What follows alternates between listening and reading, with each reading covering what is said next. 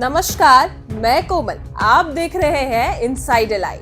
दोस्तों, आज हम आपको ले चल रहे हैं पश्चिम चंपारण के उस विधानसभा क्षेत्र में जिसने पिछले 3 चुनावों से सिर्फ एक ही चेहरा देखा है। जी हाँ, हम बात कर रहे हैं लौरिया विधानसभा सीट की। 2010 से अब तक इस सीट पर एक ही शख्स का दबदबा रहा है और वो है विनय बिहारी। आखिर कैसे बने वो लगातार 3 बार विधायक?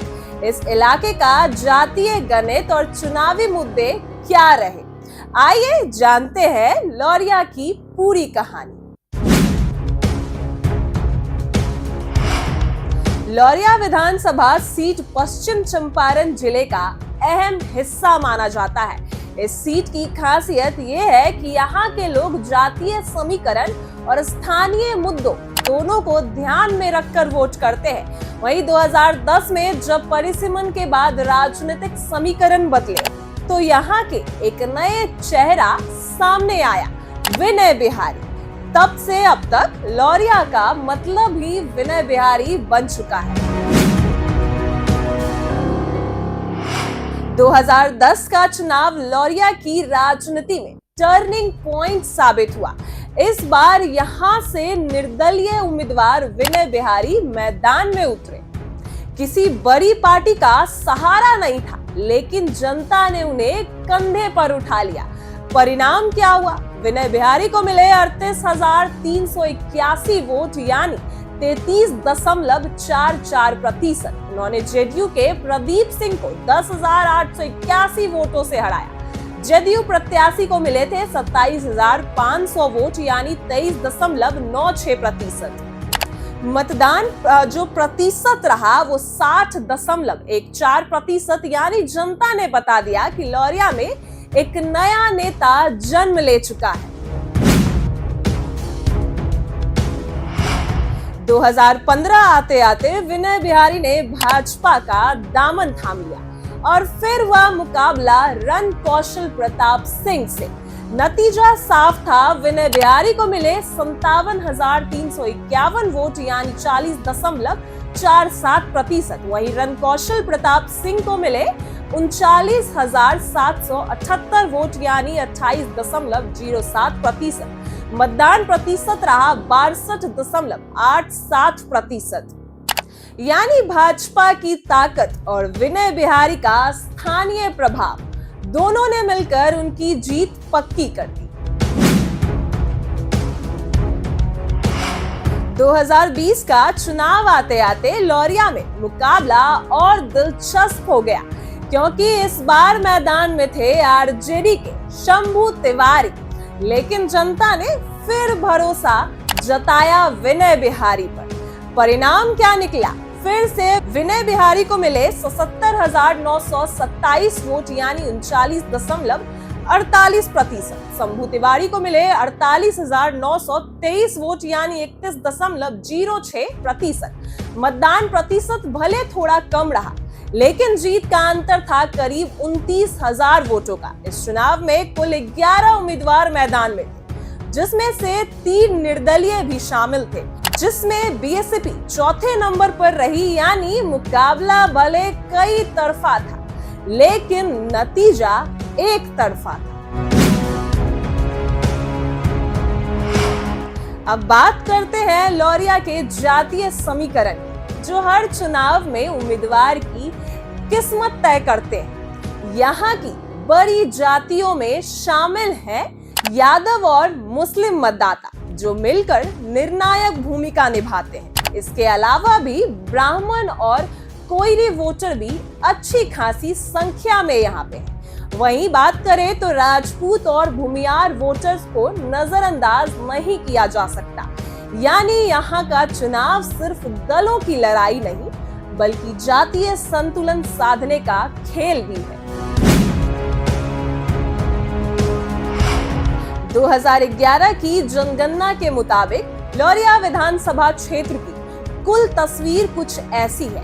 अनुसूचित जाति मतदाता जो है वो 34,085, करीब 13.3%। वहीं अनुसूचित जनजाति मतदाता 3,665, करीब 1.43%, वहीं मुस्लिम मतदाता 43,055, करीब 16.8%, ग्रामीण मतदाता 2,56,277, लगभग 100%।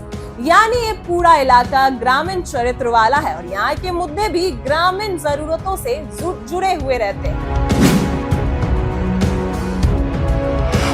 2020 के चुनाव में लौरिया की जनता के सामने कई अहम मुद्दे भी थे, लेकिन सबसे बड़ा मुद्दा था जवाहरिया पुल घाट पर पुल की मांग, जिससे 8 पंचायतों के लोगों की जिंदगी आसान हो सके। सिकरहना नदी पर पुल बनाना ताकि आवाजाही बेहतर हो। लौरिया योगोपट्टी रोड और NH 727 से नबलपुर रोड का जीर्णोद्वार, तुड़काही नाले की सफाई और सौंदर्यकरण, और सबसे अहम लौरिया को बौद्ध सक्रीट से जोड़ने की मांग। इन मुद्दों पर खूब चर्चा हुई और आज भी लोग इन्हें लेकर उम्मीद लगाए बैठे। आज लौरिया सीट भाजपा के पास है और विधायक है विनय बिहारी, लेकिन लगातार 3 बार जीतने के बाद अब सबकी नजर 2025 के चुनाव पर है। क्या जनता चौथी बार भी उन पर भरोसा करेगी या फिर इस बार समीकरण कुछ नया रंग दिखा सकती है? तो दोस्तों, ये थी लौरिया विधानसभा की चुनावी कहानी। एक ऐसी सीट जहां 2010 से लेकर आज तक सिर्फ एक ही नाम गूंजता है, वो है विनय बिहारी। लेकिन बिहार की राजनीति का इतिहास कहता है कि यहाँ जनता वक्त आने पर बदलाव करना भी जानती है। आपको क्या लगता है 2025 में लौरिया का चुनावी गणित किस करवाहट बदलेगा? कमेंट में लिखकर बताइएगा और वीडियो अच्छा लगे तो चैनल को सब्सक्राइब और वीडियो को शेयर करना मत भूलिएगा। तो दोस्तों, आपने अभी सुनी बिहार के पश्चिम चंपारण जिले की लौरिया विधानसभा सीट की दिलचस्प कहानी। लौरिया की राजनीति, इसके उतार चढ़ाव और नेताओं की भूमिका ने हमेशा बिहार की सियासत में खास जगह बनाई है। यह सिर्फ एक विधानसभा क्षेत्र नहीं, बल्कि पूरे इलाके की राजनीति, सोच और दिशा का आईना भी है। लेकिन यही बात खत्म नहीं होती। पश्चिम चंपारण की सियासत में और भी कई पन्ने हैं, कई कहानियां हैं जो सामने आना बाकी है, और इन्हीं कहानियों में से एक है नौतन विधानसभा सीट। नौतन की कहानी भी उतनी ही दिलचस्प और रोचक है जितनी आपने अभी लौरिया की सुनी। यहाँ की राजनीति की जड़ें गहराई तक जाती है। बदलते समय के साथ नेताओं के चेहरे बदलते हैं, समीकरण बदलते हैं, लेकिन जनता की उम्मीदें और आकांक्षाएं हमेशा इस क्षेत्र को चर्चा में रखती आई है। नौतन की राजनीति में कई बार ऐसे मोड़ भी आए जब लगा कि अब तस्वीर बदल जाएगी। कभी जातीय समीकरण ने यहाँ का खेल तय किया, तो कभी स्थानीय मुद्दों ने जनता के वोटों को दिशा दी। यहाँ की जनता ने कई बार बड़े बड़े दिग्गज नेताओं को चौंका दिया है। यही कारण है कि अब नौतन विधानसभा सीट बिहार की राजनीति का एक अहम केंद्र भी मानी जाती है।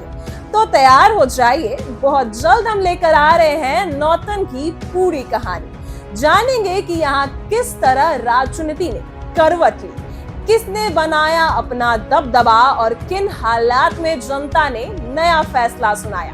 इसलिए आप जुड़े रहिए हमारे साथ। अगर आपको यह वीडियो पसंद आए तो इसे शेयर कीजिएगा, लाइक कीजिएगा, चैनल को सब्सक्राइब करें और बेल आइकन दबाना ना भूलें, ताकि आपको नौतन विधानसभा की कहानी सबसे पहले मिल सके। धन्यवाद, फिर मिलेंगे अगले वीडियो में।